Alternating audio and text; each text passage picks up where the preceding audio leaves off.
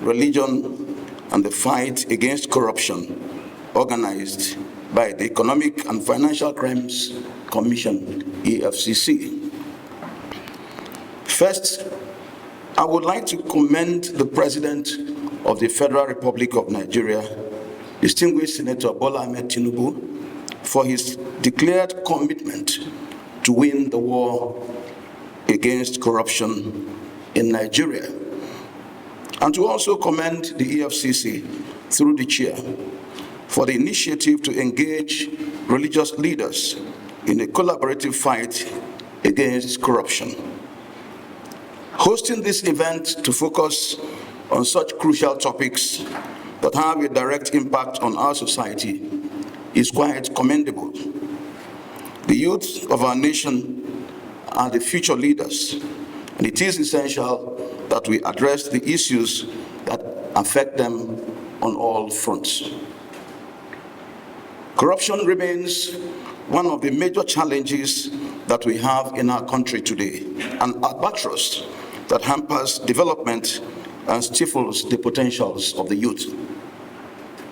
Corruption undermines principles of justice, fairness, and equality, eroding the very fabrics of the society. It is a cancer that eats away at the trust and integrity of institutions, hindering progress and development. It discourages hard work, dignity of labor, honesty, respect for one another, and creates a generation of angry and wicked generation that destroys the future of their nations with impunity. And it blurs the vision for a peaceful and developed society. I would like to say that our youth did not create corruption, dear brothers and sisters. The evil, unbridled desire in many adults in positive leadership introduced corruption into our social system. However, the level of acceptability of corrupt practices, especially cybercrime, as the easiest route to wealth and flamboyant lifestyle among our youth is alarming. One may ask, is it possible at this time to reverse this ugly trend in Nigeria? The answer is yes. Where there is a will, there is a way. It is possible through the collaborative efforts of all, including religious leaders. Religion has always played a leadership role in shaping the moral fabrics of society. It provides the foundation for values such as honesty, integrity, and accountability. When my generation of Christians were growing up, we were taught at church through the scriptures that honesty is the best policy, and a virtue that we must not only seek to have, but it will bring pleasant rewards and ensure a good relationship in the society that enhances peaceful coexistence. Your Excellency, dear brothers and sisters, we were taught that it was an abomination to steal or to reap where one did not sow. As religious leaders, therefore, it is our responsibility to ensure that the youth understand the importance of these values and how they can contribute to the fight against corruption. While we accept to give leadership in the battle, let us not forget to teach by example. Let us demonstrate very clearly always by our way of life that honesty is possible and rewarding. Moral education, therefore, is key to empowering the youth with the right, timeless value to make ethical decisions and hold themselves and others accountable for their actions. By instilling strong moral values, Your Excellency, brothers and sisters, in our youth, through our religious institutions, we can raise a generation that is resistant to corruption and committed to building a just and equitable society. I believe that the launch or relaunch of Interfaith Preaching Manual Against Corruption is a clear testimony to the collective commitment of religious leaders from various faith traditions to address and combat corruption. The manuals provide invaluable guidance and resources for preachers and teachers, equipping them with the tools to effectively address this pervasive issue from an organized, moral, and ethical standpoint. Browsing through the manual and the facilitator's guide, it is quite obvious that a lot of painstaking work was put in by the respective teams that were assembled to develop materials.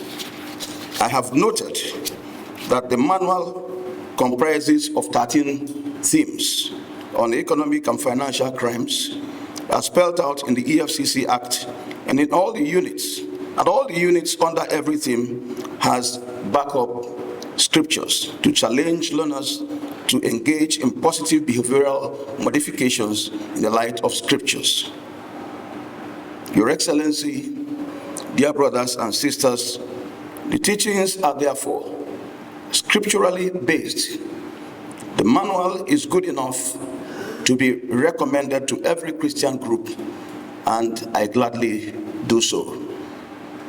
This is a priceless contribution to the war against corruption that Nigerians must win.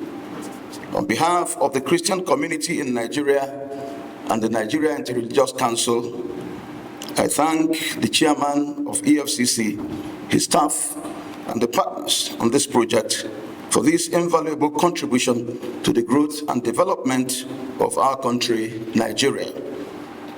Furthermore, I would like to commend the efforts of Interreligious Anti-Corruption Advisory Committee, AAC, that then led by Professor Ishak Oloyede and Archbishop John Praise Daniel as chairman and secretary, respectively, for setting up the framework and supervising the development of these materials. Personally, I am not surprised at the quality of the outcome because of the quality of the men involved. I salute their commitment and dexterity in delivering on this assignment. Your Excellency, dear brothers and sisters, in conclusion, while I express my gratitude to the EFCC for organizing this event and for their relentless efforts in the fight against corruption, I would like to urge government at all levels to strengthen the justice system in Nigeria, to indict and discipline any established act of corruption in our dear nation, in order to give strong support to the campaign against corruption. I urge all participants, especially the youth, to actively engage in the conversations here, learn from the experiences to be shared, and become agents of positive change in our society. Let us remember that the fight against corruption requires a collective effort, and by working together, we can create a Nigeria where honesty, accountability, and justice prevail. May God strengthen our hands to do what is right always. I thank you for your kind attention. I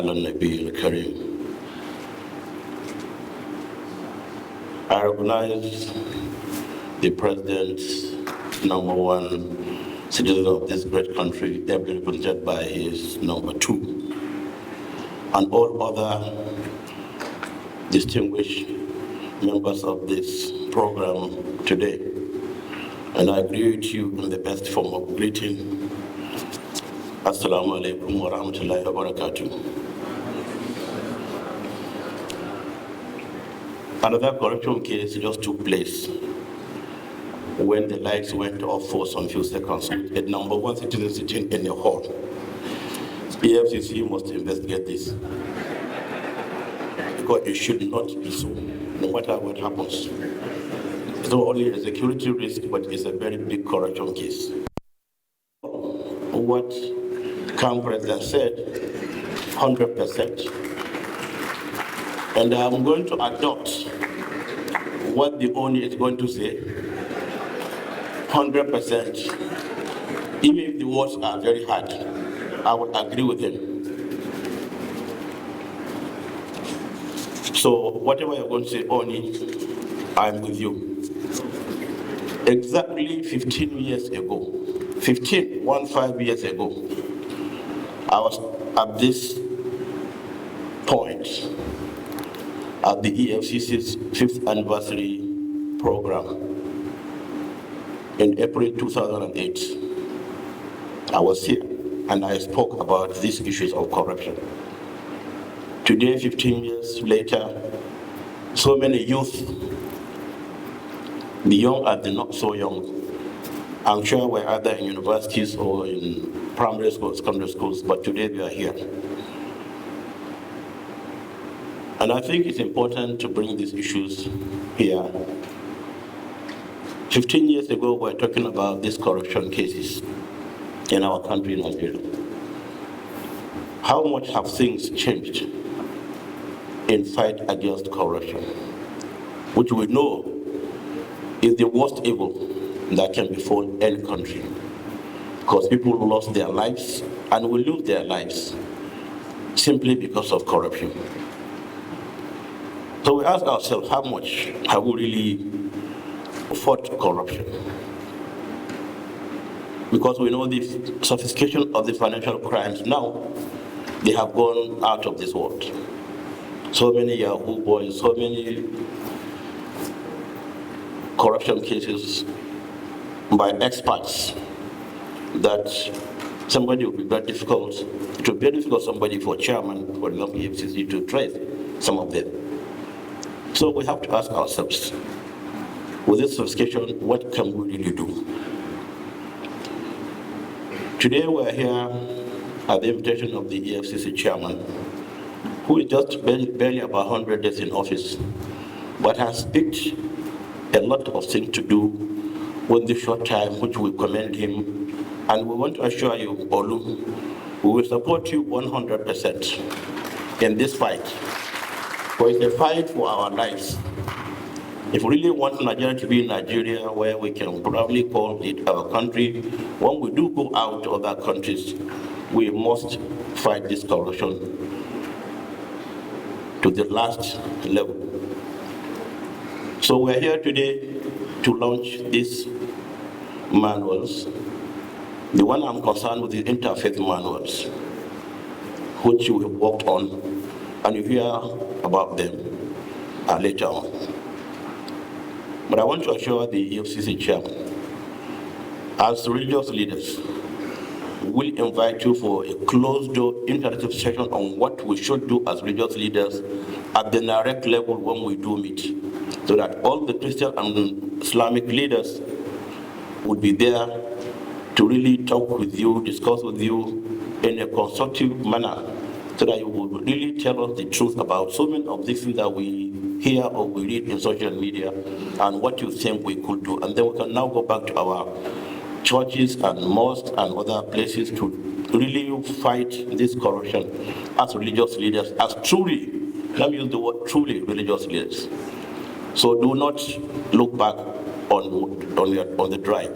Do not look back on the cases you have taken up, which you told us some few of them. Fight this endemic problem to the best of your ability and believe that God will be your protector and will guide you right. We will support you, inshallah. So the Interfaith manual is there. It will be launched. I'm not going to say anything about it, but like I've said, the co-chairman is here who will work with you to now find a good time maybe at the next quarter meeting of NAREC, we can spare a lot of time to discuss with you. So get ready to tell us what you think we should do, what you think we must do if we really want to win this fight against corruption in this country. And we must win this fight. We have no other reason. And alhamdulillah, there are so many leaders here, VCs, youth leaders, and so many others that are here to listen to all the talks. Let's stop the talks now and let's walk. At the end of this program, we don't want to hear any case of somebody witch hunting EFCC chairman because he's asking for his mother's birthday. Because you claim to be born in 2020, but your mother died in 2021. So who gave, I mean in 2019. So who gave birth to you? These are some of the little cases that we see and we must work on. So the imperative of youth, because when I say youth, I mean youth. Because we have Muslim Student Society of Nigeria, they're called students, but they are not students in universities. But they are in MSS. Professor Jamba, the JAM professor, the JAM registrar, is in MSS. But he's been a professor for 30 years, but he still calls himself MSS, a student. So there are so many people here who really have to play great roles in this fight against corruption. And I'm happy the EFCC brought all of us together, for this very good one-day seminar. As national leaders, we have more at stake.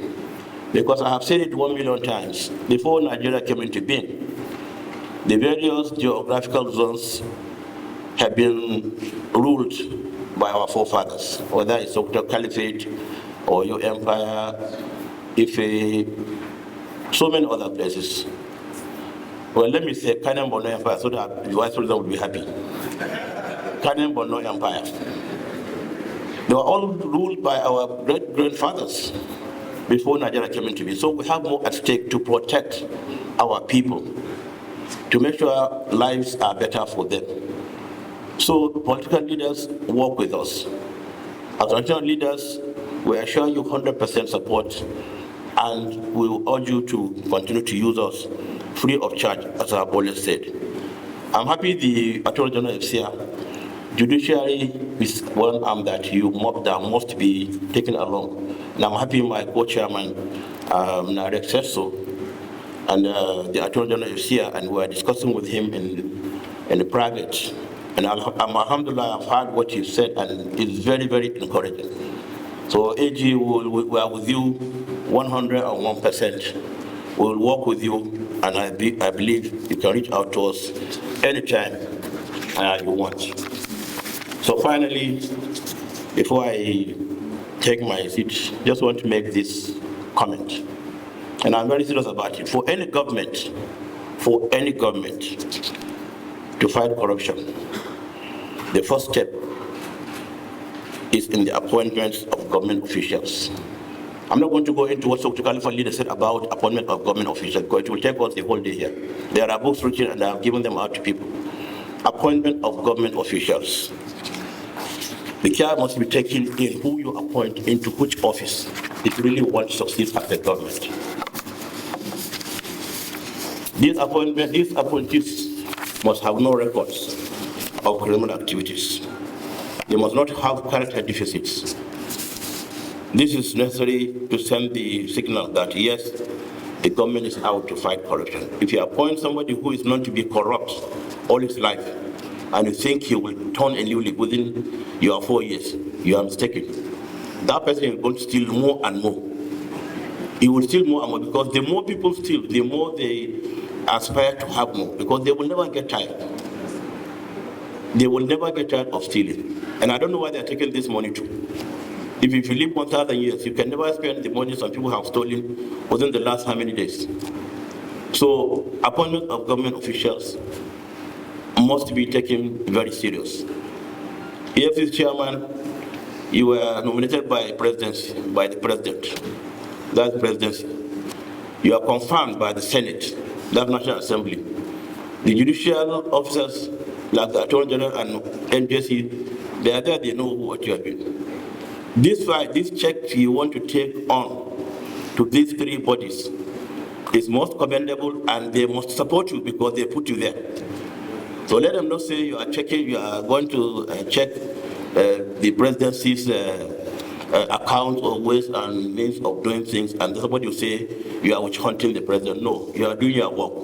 You must allow the chairman to do his work because you appointed him there.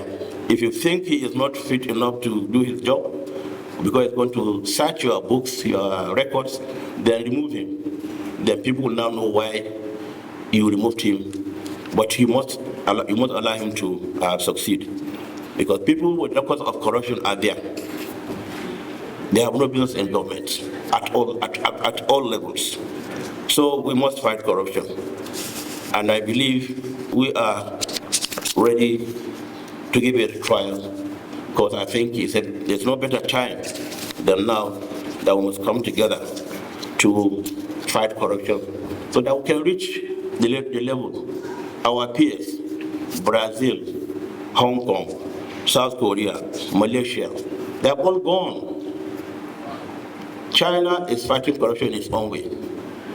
EFCC chairman, can you peep into the way China fights corruption and then bring it up to the government? We must take very hard decisions if we really want this country, Nigeria, to be where it's supposed to be.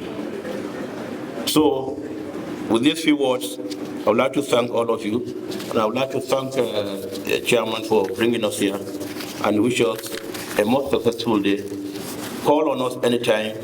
Inshallah, we'll be here, because we know, religious-wise, we are not supposed to be corruption. We are not supposed to be corrupt. But Almighty Allah abhors corruption. Almighty Allah does not need your corrupt finances for Him to be good to you. So thank you very much. Wassalamu alaikum wa rahmatullahi wa barakatuh. Thanks for checking out SYMFONI on YouTube. Please be sure to subscribe and like our videos for updates.